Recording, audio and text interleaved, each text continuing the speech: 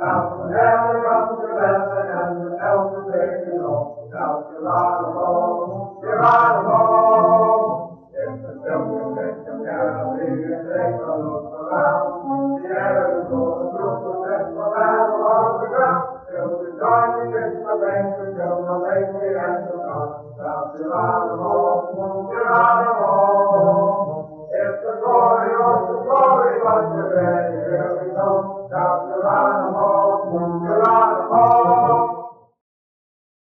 Hello friends, thank you for joining me today. My name is Jeremy Holm. I am an 11th Airborne Division historian. I'm also the author of 3 books on the Angels: When Angels Fall, the 511th Parachute Infantry Regiment in World War II, and then our acclaimed series, Down from Heaven, the 11th Airborne Division in World War II, Volumes 1 and 2. It has been pretty amazing to hear from readers around the world who are discovering the history of the Angels through these books, but really the greatest praise that I have ever received has come from the troopers themselves who helped me write these books. You know, one of them told me with tears in his eyes, thank you for telling our story.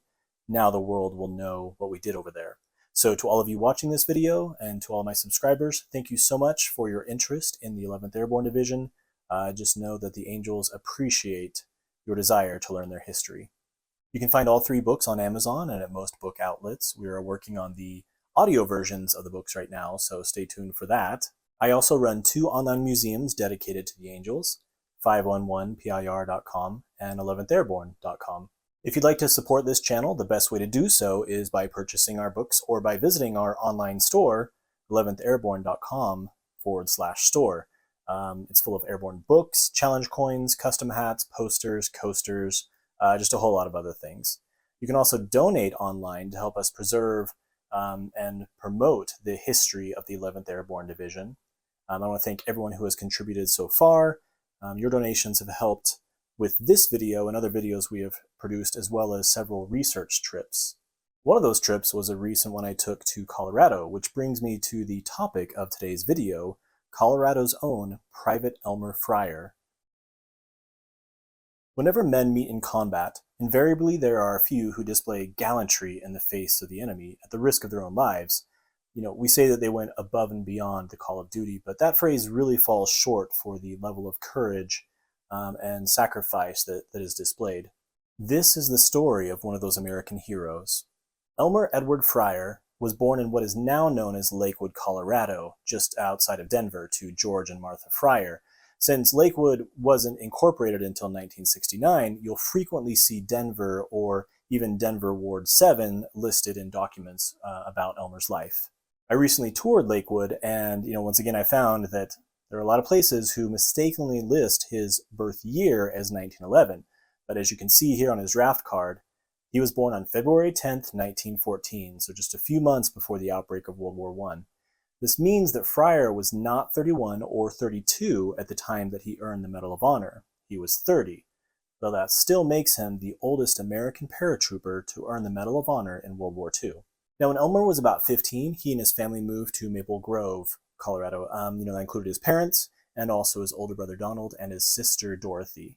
Now, Elmer's father, George, was a boilermaker for the railroad, while his mother, Martha, cleaned the train cars. So I'm assuming that's what instigated the move. Now, this changed in 1930 when George became a locomotive engineer and Martha chose to stay home with the family. George's new job also led to another move for the family, this time to Denver's 3913 Osceola Street. That could be Osceola, I'm not really sure. The Fryar's old house still stands today, and if you decide to visit, please make sure that you are respectful of the current owners and their privacy. Now, after moving to Denver, Elmer began attending the old Prospect Valley School, which provided elementary education for southern Weld County students. Like the Fryar's old house, this old school does still stand. It's there in the town of Keansburg and is a registered historic landmark. Unfortunately, due to time constraints my last trip, I wasn't able to swing by and take a photo, so if any of you have one, please email me. I'd love to see it. After Prospect Valley, Elmer Fryar attended Wheat Ridge High School, and this is the old high school, not the new one that I drove past a few days ago. I wonder how many Wheat Ridge graduates know that one of their own is a national hero. I also wonder if the school has any displays or commemorative plaques up about Elmer Fryar to help the students and staff know about his service and sacrifice. If any of you there in At the high school or in Denver, no, please contact me. Now, after graduation, I really kind of lose track of Elmer. One record I found says that this is when the 5'6", 150-pound Fryar joined the Army and served between 1932 and 1935. I've been unable to find any concrete evidence of this, so I am not going to say that for certain. I do know that something took him to Ada, Ohio, but I'm still working on what that was exactly. Elmer actually lists Ohio and not Colorado as his 1935 residence on the 1940 census while he was in the Marines, and yes, you did hear me correctly. On June 2nd, 1937, Elmer Fryar enlisted in the United States Marine Corps and became one of the few and the proud. One record lists Private Fryar as a trumpeter first class in August of 1937. While he was stationed at California's Mare Naval Shipyard. I wasn't really sure what a trumpeter was, so I had to look that up, and I found that part of his responsibilities would have been to sound calls, give general orders, perform at funerals, and then other functions with the other musicians. Elmer was then assigned to serve with the Marine Detachment on board the USS Colorado in November of 1937, which, considering he was from Colorado, is kind of a cool, ironic coincidence. Of note, a few months earlier, the Colorado had been involved in the search for the famous aviator Amelia Earhart, who, of course, has never been found. Now, commissioned in 1923, the Colorado would see action in the Pacific Theater during World War II, including participating in operations off Leyte in November of 1944. That is the same month that Private Fryar and the 11th Airborne Division began combat operations on the island. Elmer and the Colorado's Marine Detachment would have served as the ship's landing force, manned the ship's weapons, and provided shipboard security. In addition to those duties, in April of 1938, Elmer took his turn serving as a messman, which, if you don't know what that means, it basically means that he helped serve the food and clean the tables in the ship's mess. Then in September of 1938, Elmer and a few other Marines were sent down to San Diego to the Marines rifle range, and it was here that Elmer's skill with a rifle really began to be known. But we'll come back to that a little bit later. On December 31st, 1938, Private Fryar received a Good Conduct Medal, and 3 months later, he and the Colorado took a little cruise down to Guantanamo Bay in March of 1939 for fleet exercises. Now, everything I've found says that Elmer was a great Marine, but to be fully transparent, he was AWOL several times. The first time occurred between June 30th and July 6th of 1939.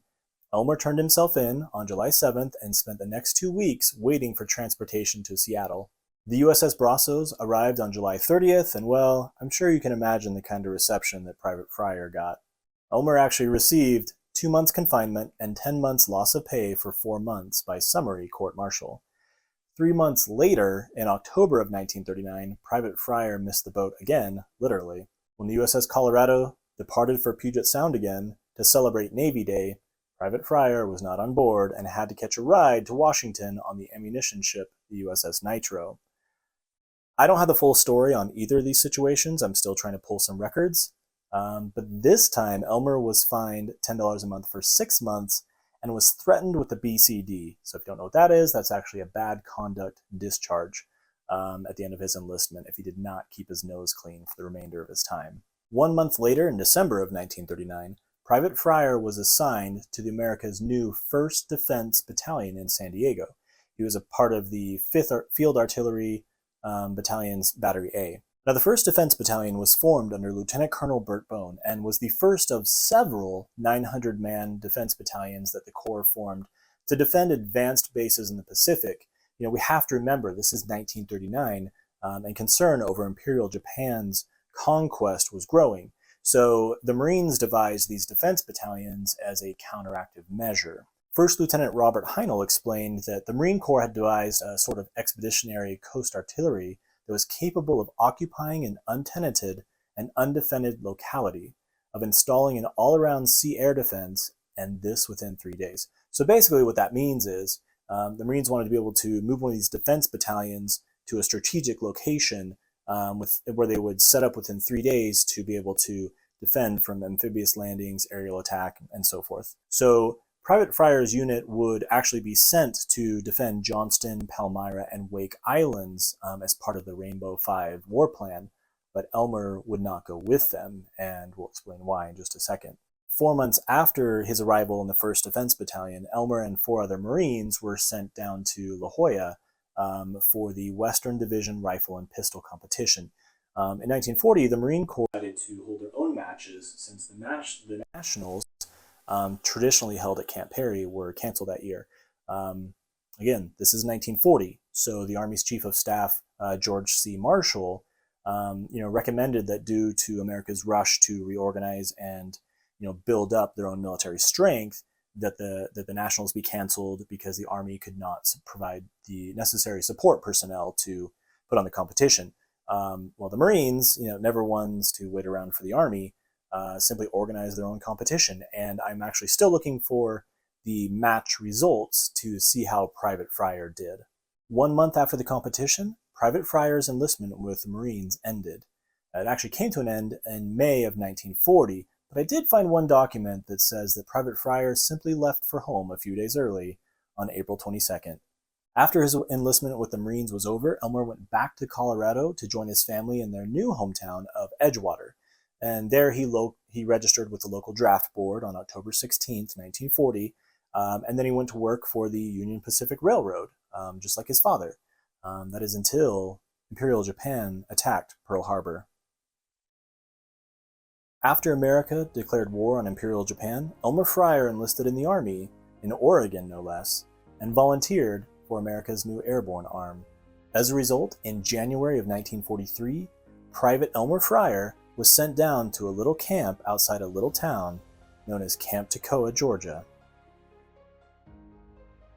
There, Private Fryar was assigned to Easy Company of the new 511th Parachute Infantry Regiment. It was at Toccoa that Elmer and his buddies became very well acquainted with Mount Currahee, or as one of the other paratroopers told me, that damn hill. And of course, it's 3 miles up and 3 miles down run, which they performed almost daily. Elmer's Easy Company actually cheered when one of their own, Corporal Harry Yazzie, a former wrestler from Thoreau, New Mexico, took part in a race up and down Currahee that was held among the 511th's earliest NCOs, and this was on January 23rd. Now, Corporal Yazzie set a regimental record of just 40 minutes and 5 seconds, and as a prize, the Dene was awarded $15 cash and a 10-day furlough. And now Harry, who was already a qualified paratrooper and had joined the Airborne from Fort Bliss's cavalry units, said of his new comrades in the 511th, "I'm with the swellest group of men and officers in the world." Now, Elmer Fryar and Harry Yazzie and the rest of Easy Company were in good hands. Their CO was actually the legendary Hobart Wade, a pioneer in America's parachute branch. Hobart was a member of America's historic Original Test Platoon, where he had served as platoon sergeant, and was one of the most qualified jumpers in the United States Army. And due to his own years of prior military service, Private Fryar fit right in the 511th, under the command of Lieutenant Colonel Orrin D. Hard Rock Hogan. Now, I'll be doing a future video on Colonel Hogan, but I just want to say this man was a legend in the airborne community, and I wish he received more attention than he does. There's a reason the 511th Parachute Infantry Regiment became so elite. The colonel pushed his men as hard as Captain Herbert Zobel did with Easy Company of the 506 there at Camp Toccoa. But Colonel Hogan also had the leadership skills of Dick Winters, so think of him as a combination of the two. One of his paratroopers said that Colonel Hogan was the best regimental commander in the whole damn airborne command. My grandfather's friend, Corporal Wilbur Wilcox of Company D, paid Orrin the ultimate compliment when he said, "Colonel Hogan was an enlisted man's officer." So stay tuned for our future videos on Colonel Hogan. But let's get back to Private Elmer Fryar. The fact that Elmer Fryar even made it into the 511th PIR says a lot about him, since Colonel Hogan set extremely high acceptance standards. There's a reason his men started calling him the Hard Rock of Toccoa. Out of 12,000 airborne volunteers, Hard Rock only accepted 3,000 of them, and those were the ones who had to pass his initial physical and mental tests. And that number would be further whittled down to about 2,100. So you can see that Colonel Hogan only wanted the best of the best, and the fact that Private Fryar remained after all that whittling down lets you know what kind of paratrooper he was. And Hard Rock's troopers would be the first to tell you that they were the best there ever was. Now, Elmer's regiment would head for what would soon become known as Camp McCall, North Carolina, where they joined the newly forming 11th Airborne Division under Major General Joseph May Swing. The division was activated on February 25, 1943. Now, General Swing was another legend in the airborne community, and we've put together a Part 1 video about his early life, which you can see. I'll put a link down below. We're working on Part 2, so stay tuned for that. A few months after activation, the entire 11th Airborne Division participated in the dedication of Camp McCall on May 1st, 1943. Camp McCall is, of course, named after Private John Tommy McCall, who died in Algeria during Operation Torch. Camp McCall was the foundation that the 11th Airborne built itself on under General Swing's leadership.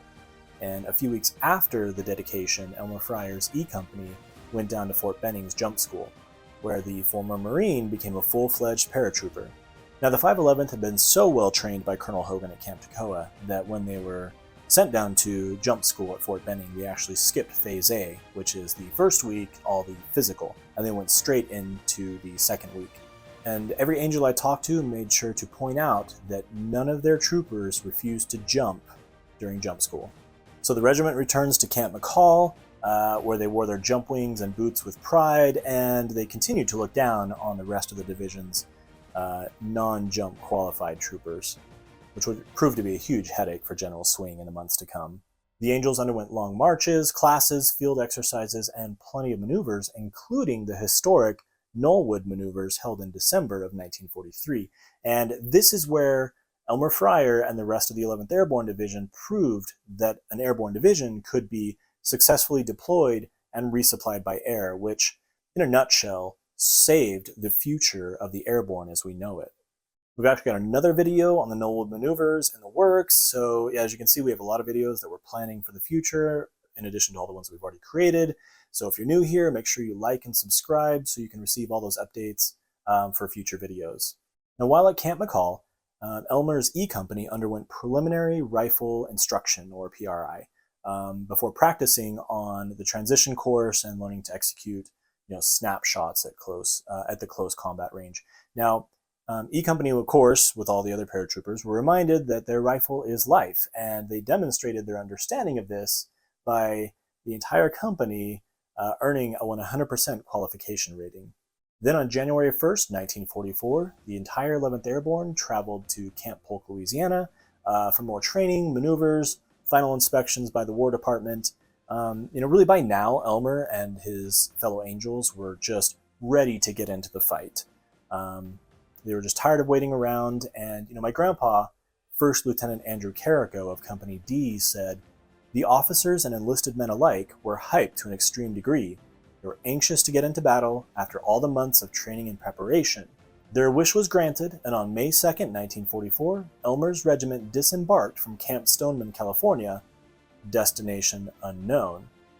The entire 511th PIR sailed on board the SS Sea Pike, which was a merchant marine ship, which all the paratroopers came to hate over the next few weeks, because the crew would actually steal things from their bags and bunks, and it was just crowded and hot, and they said the food was terrible. I've actually always wondered what Elmer Fryar thought about his cruise across the Pacific on the Sea Pike after having served on the USS Colorado with a professional crew.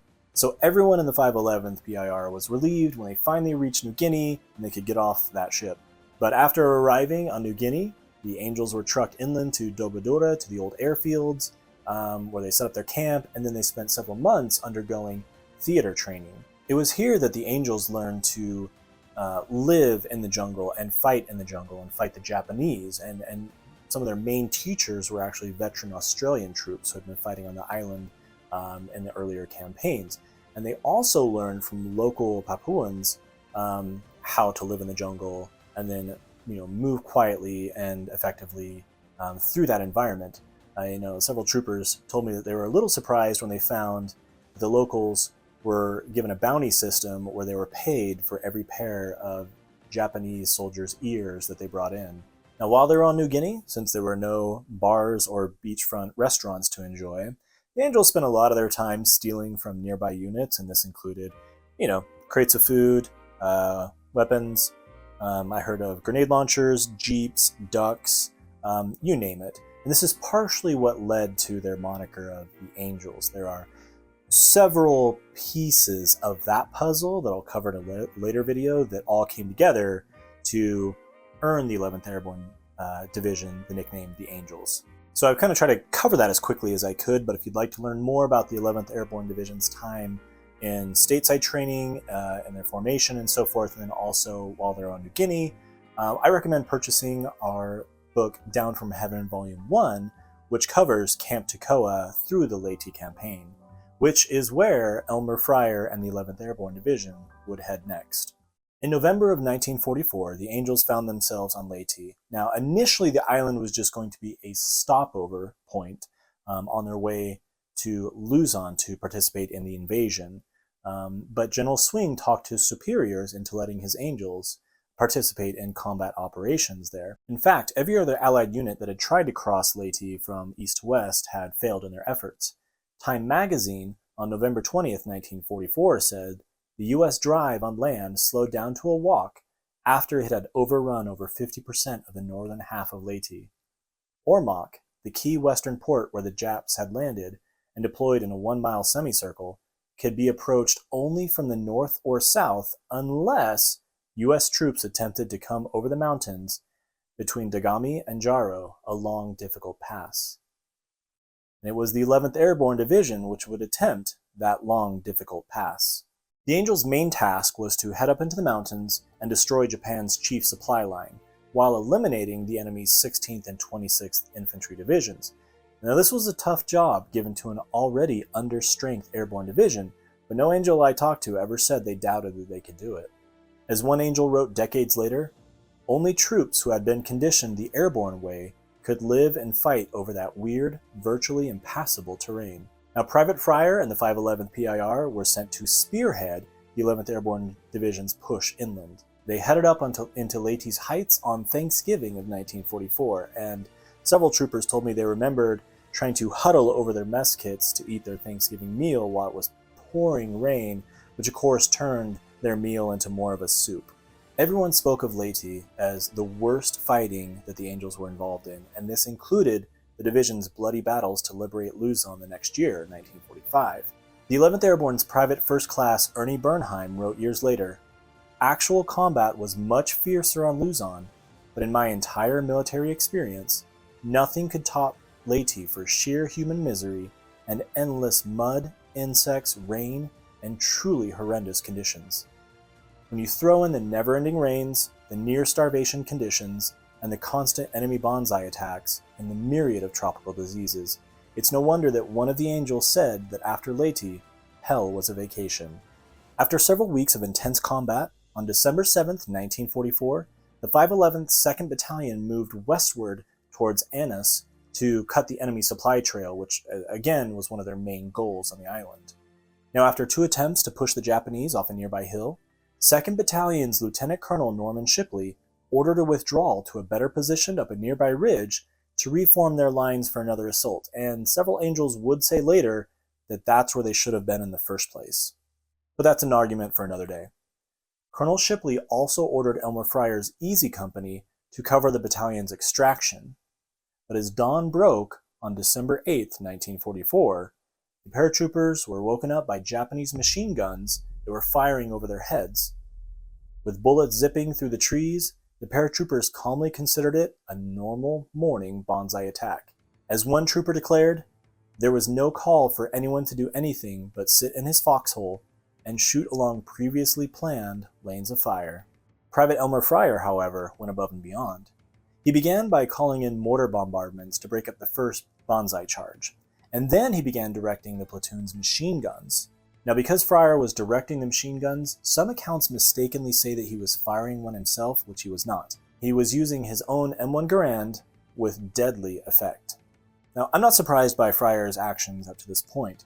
We have to remember that when he was a Marine, he was assigned to the 1st Defense Battalion, whose sole purpose was to move into a location and defended against enemy attack using available resources. December 8th, 1944 was a day when Marine and airborne training combined to make a tremendous difference. Now, during the firefight, one Easy Company sergeant was creased in the head by an enemy bullet, and he actually stood up and he was so dazed that he blindly started walking right towards the enemy lines. Now, Private Fryar saw this, and he jumped up from his position behind a fallen tree, and he ran through the enemy fire to grab this sergeant, and then he pulled him back, all while enemy snipers were trying to pick them both off.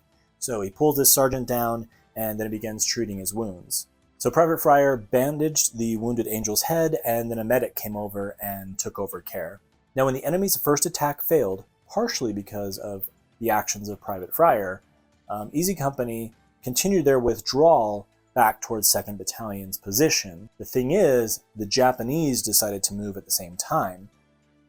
Badly wounded by an enemy grenade, Tech 5 Neil Rutherford of Wadsworth, Ohio, who was near Fryar when the Japanese first attacked. He said, Fryar was now on the extreme right, and he yelled and pointed out that the Japanese were trying a flanking movement. There were between 40 and 50 of them. So with E Company partially withdrawn, Elmer knew that they were strung out, and the enemy movement could spell disaster. So he quickly moved to the top of a nearby ridge by himself and opened fire with his rifle. Now, we have to remember that Private Fryar had been competing in rifle competitions during his time in the Marines, and that his marksmanship skills were only elevated during all the stateside training he underwent with the 11th Airborne Division. One of the angels said that for every shot, there was a kill when Elmer rifle was on that ridge. No wonder General George S. Patton said that the M1 Garand was the greatest battle implement ever devised. F Company's Lieutenant Ralph Ermatinger agreed, saying, an enemy struck by the Garand's fast-traveling bullet went down as if struck by lightning, and the carnage effected on his body was appalling.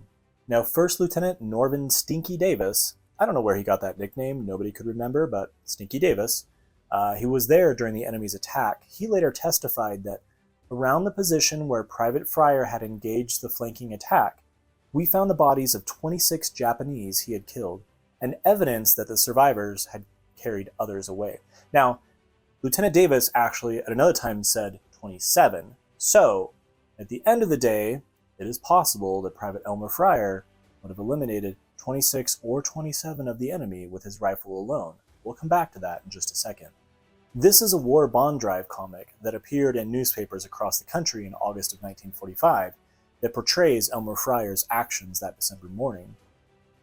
Now, other newspapers across the nation said that Fryar fired fast and accurately, but he was drawing all the enemy fire on himself. Remember, he was alone on the ridge. So during the fight, he was actually wounded in the left arm, kind of towards the shoulder. So he actually had a tattoo on his lower left arm. But even though he was wounded, Fryar didn't stop firing. So going back to Tech 5 Rutherford's account, he said that Fryar took up his position to cover the withdrawal of the rest of the company. And he said there was a lot of firing, and as soon as Private Fryar came back and found me, he put a tourniquet on my arm and leg while the lead was flying all around us. Elmer said he got plenty of the flanking Japanese, about half of them anyway. Now remember, Neil Rutherford was from Wadsworth, Ohio, and again, Elmer Fryar had spent time in Ada, Ohio. So I'm sure that at some point these two got together before combat started to discuss the Buckeye State. Rutherford said that after Elmer had patched up his wounds the best he could, Private Fryar helped Neil to his feet, and they began heading down the trail to join the rest of the company. And that's where they actually ran into Lieutenant Norman Davis, who was helping another wounded angel down the trail. Now, First Lieutenant Davis was a West Point graduate, and he was from Wells, Nevada, and he had just taken over Fryar's platoon during the attack after Second Lieutenant Robert Norris was killed. The man that Lieutenant Davis was helping was actually Private First Class Marvin Douglas of Oakville, Tennessee. He said that he had been nicked by a .25 caliber Japanese bullet, and that Lieutenant Davis was helping him down the trail. And he said that as we helped each other down the trail, a Japanese jumped up from behind some bushes and aimed his rifle at the lieutenant. The other wounded man, again, Neil Rutherford, and I hit the ground. So Rutherford and Douglas hit the ground. But Private Fryar moved past us and threw himself in front of Lieutenant Davis. So, let's review. When the enemy attacked, Private Fryar immediately began calling in mortar fire and directing the platoon's machine guns. When one of the sergeants gets hit in the head and stumbles towards the enemy lines, Elmer Fryar stands up in the firefight, runs out and grabs the sergeant, brings him back, and then begins bandaging his wounds until the medic takes over. Then, when a group of 40 to 50 Japanese move to flank the withdrawing company, Elmer Fryar moves on his own to attack them with his rifle and takes out 26 or possibly 27 of them. He then comes back to help his wounded comrade Neil Rutherford, and while he was wounded himself, the two make their way down the trail, run into Lieutenant Davis and PFC Douglas. This is when the Japanese sniper jumps out of the bushes and aims his rifle right at the chest of Lieutenant Davis. Douglas and Rutherford hit the ground. Davis says, "I had no chance to move." Private Elmer Fryar comes up from behind the lieutenant and stands in front of him and takes the full burst right in the chest and the stomach. Lieutenant Davis said, "There were 7 bullet holes in his chest and stomach, but Elmer drew a hand grenade as he fell to the ground and pulled the pin. He threw it, and the Japanese was blasted all over the trail." Again, this would be the 26th or potentially the 27th enemy that Private Fryar had killed that day. However, that number could easily be doubled when you factor in his actions in calling in the mortar bombardments and directing the machine gunners during the Banzai charges. We also have no way of knowing how many of the Japanese that Elmer wounded later died of those wounds. Lieutenant Davis added, "Elmer died before aid could be brought to him. But as he lay there with a smile on his face, he asked us to write to his folks and tell them that he got a mess of Japanese before they got him." The final words of this former Marine turned paratrooper were actually, "Tell my family that I got a mess of Japs before I went out." And he said it with a smile, knowing that he was dying. During his 1981 inaugural address, President Ronald Reagan said, "Those who say we're in a time when there are not heroes, they just don't know where to look." Private Elmer Fryar was truly a hero whose example of courage and sacrifice are inspiring. Wilcox would say years later that if not for the actions of Private Elmer Fryar on December 8th, he said, "I think the whole battalion could have been wiped out." Elmer's comrades never forgot the courage of the Marine turned paratrooper who held the line alone, then gave his life to protect his commanding officer. He truly lived up to the Marines' motto of Semper Fidelis, always faithful. After the battered yet victorious Angels came down from the mountains on Christmas of 1944, a detail was sent back into the mountains to recover their fallen. Unfortunately, none of those Angels who participated in the detail are still with us, and Elmer Fryar's remains were either never recovered or have yet to be identified. At the time of this video, his status with the Defense POW MIA accounting agency is still missing in action, but of course he is a priority for identification. As such, Private Elmer Fryar is currently listed with over 35,000 of his comrades on the tablets of the missing at the Manila American Cemetery. That cemetery is situated on the very grounds that Elmer's fellow Angels, including Easy Company, would liberate 3 months after his death, when the Angels helped retake Fort William McKinley and Manila itself. Now, the decision to put Elmer Fryar in for the Medal of Honor happened very quickly, and it was sent up to Major General Swing, who approved and forwarded the packet on for consideration. And in the end, Elmer's Medal of Honor was presented to his parents on May 12, 1945, at the Denver Civic Center during a special 3 p.m. ceremony by Major General Clarence Danielson, who commanded America's 7th Service Command. Elmer's father George said that his son always loved adventure, and he was probably having the time of his life before he was killed on Leyte. Now, I mentioned earlier that I visited Elmer's old hometown of Lakewood, Colorado, and I was able to visit the graves of his parents, George and Martha, to pay my respects. The cemetery recently put a memorial plaque by Elmer's parents to commemorate his sacrifice. Of note, George Fryar outlived his son by nearly 30 years. He died in 1973 at at the ripe old age of 88. Elmer Fryar's fellow angels never forgot his valor. On July 19, 1945, the 11th Airborne participated in a review for 6th Army's General Walter Kruger. Numerous medals were presented, including the announcement of the 2 Medals of Honor for Elmer Fryar and Manuel Perez, whose story I will tell in a future video. While the 11th Airborne Division was in Japan for occupation duty, on May 3, 1947, they dedicated their new movie theater, the Elmer Fryar Theater. After the Angels came back home to the States, in 1948, the 11th Airborne dedicated Fort Campbell's Fryar Athletic Field on October 27, 1950. When the 11th Airborne gyroscoped over to Germany in 1956, they renamed a street in Staatsbergen, Germany, Fryar Circle, known today as the Elmer Fryar Ring. This street was actually lined with housing used by American officers stationed in the area. And today, the Fryar Field Drop Zone at Fort Moore, is named for the angel who stood immovable and made the ultimate sacrifice. I wonder how many paratroopers have dropped on Fryar Field without even knowing the full story of Private Elmer Fryar. There is also the Elmer Fryar U.S. Reserve Center in Denver, Colorado, Elmer's hometown. And then on June 8, 2023, our reactivated 11th Airborne Division dedicated the Fryar Fitness Complex at Fort Wainwright. Now, this is a beautiful facility where our modern Arctic Angels and their families can go work out, go swimming, running, and just enjoy fitness classes and so forth. These memorials help us remember the service of Private Elmer Fryar, but it is up to us to live worthy of his sacrifice.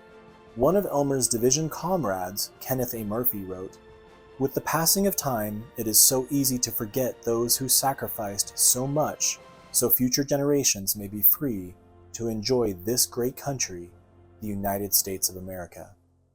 Thinking of all his fellow angels like Elmer Fryar who gave their last full measure of devotion, Regimental Headquarters Jack O'Connor prayed, "Dear Lord, I hope that this current generation of young Americans will someday be worthy of the generation of young people who saved my country and kept it free." So thank you for joining me today for the story of Private Elmer Fryar. If you'd like to learn more about Private Fryar and the 11th Airborne Division in World War II, please pick up a copy of our books, When Angels Fall, the 511th Parachute Infantry Regiment in World War II, as well as Down from Heaven, Volumes 1 and 2. Be sure to visit our online store for other 11th Airborne Division merch at 11thairborne.com/store. There you can pick up one of our wildly popular 11th Airborne Challenge coins, which serve to honor all the angels, including Private Elmer Fryar. As always, down from heaven comes 11, airborne all the way. Down